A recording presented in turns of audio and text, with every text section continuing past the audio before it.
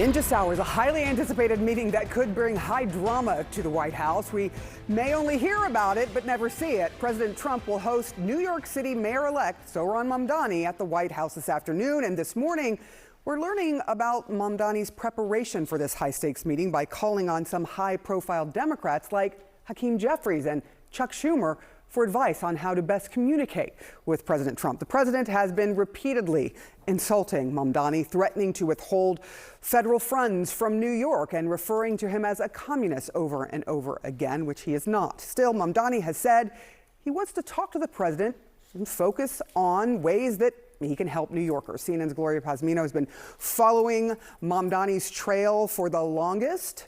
What are you learning this morning about this meeting? Look, this is high stakes. This is a really big moment for the mayor-elect, but frankly also for the president. We have seen in the last few days that President Donald Trump has been speaking about affordability. He has talked about how Democrats use this word and reference to groceries in order to win the last bunch of elections that we saw just a couple of weeks ago. But of course, as we know, affordability in groceries and the cost of living is something that is on the minds of so many Americans and was certainly on the minds of many of the New Yorkers who voted for Zohran Mamdani just a few days ago and elected him to be the next mayor. So we're going to see a very interesting back and forth. Hopefully, for now, we're told that this meeting is behind closed doors. But Sarah, you know things at the White House can be a bit unpredictable. And the question here is whether or not Donald Trump might open up those doors and allow the cameras to come in.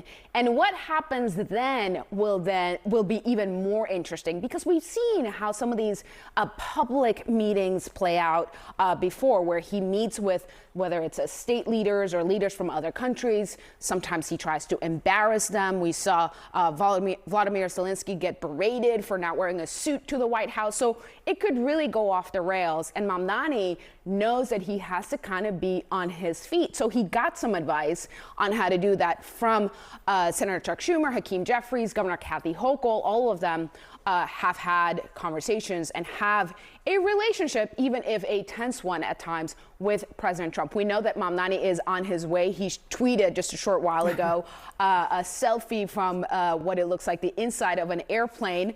There you see him. He says it was just the airplane emoji. So he is on his way to D.C.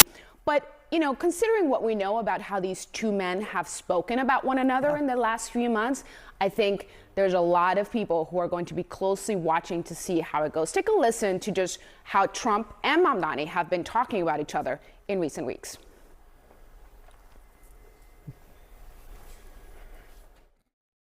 It's going to be hard for me as the president to give a lot of money to New York, because if you have a communist running New York, all you're doing is wasting the money you're sending there. I have many disagreements with the president, and I believe that we should be relentless and pursue all avenues and all meetings that could make our city affordable for every single New Yorker. I intend to make it clear to President Trump that I will work with him on any agenda that benefits New Yorkers. If an agenda hurts New Yorkers, I will also be the first to say so. Now, Sarah, as diametrically opposed as these two men are, I also think that they actually have something in common, and that is they both have figured out a very effective way to communicate with their supporters.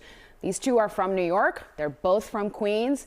I think President Trump sees something in Mamdani that perhaps I would venture to say he admires, you know, the way that he has used social media to really reach out to his supporters.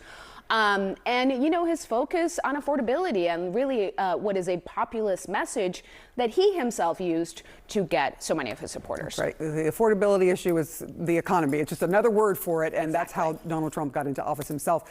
This is going to be an interesting meeting, and what we are all waiting for to see if it is actually going to be made public. We will see. Gloria Pazmino, thank you so much for your great report. Hours from now, behind the doors of the White House, a meeting is set to take place that could shift the political temperature of America. A meeting we may hear about but never see. President Donald Trump will sit down with New York City's mayor-elect Zohran Mamdani, a man he's publicly mocked, insulted, and labeled a communist.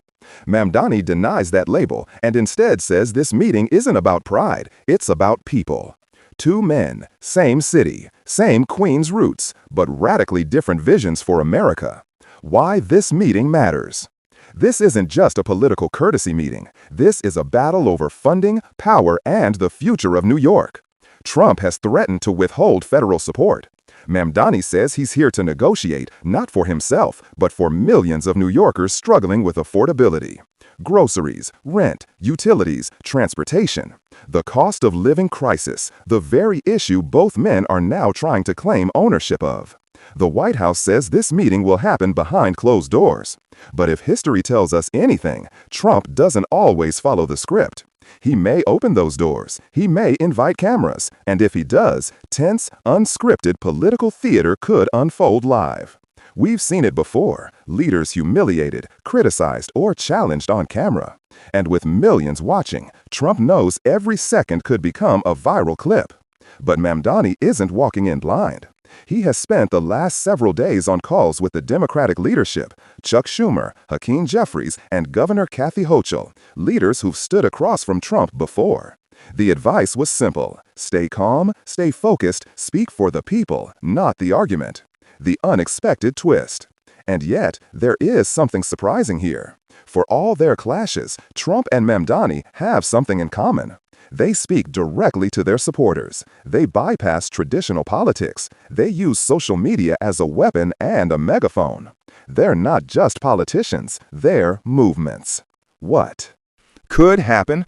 So what happens next? There are three paths. 1. Cooperation, where both men find common ground and New York gets the support it needs.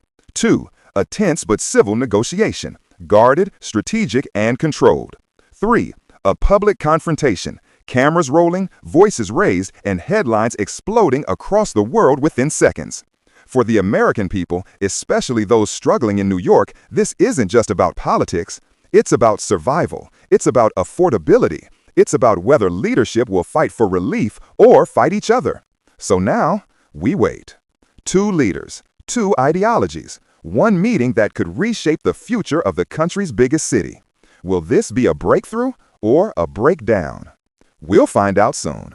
Make sure to like, subscribe, and turn on notifications, because the moment this story breaks, you're gonna want to know.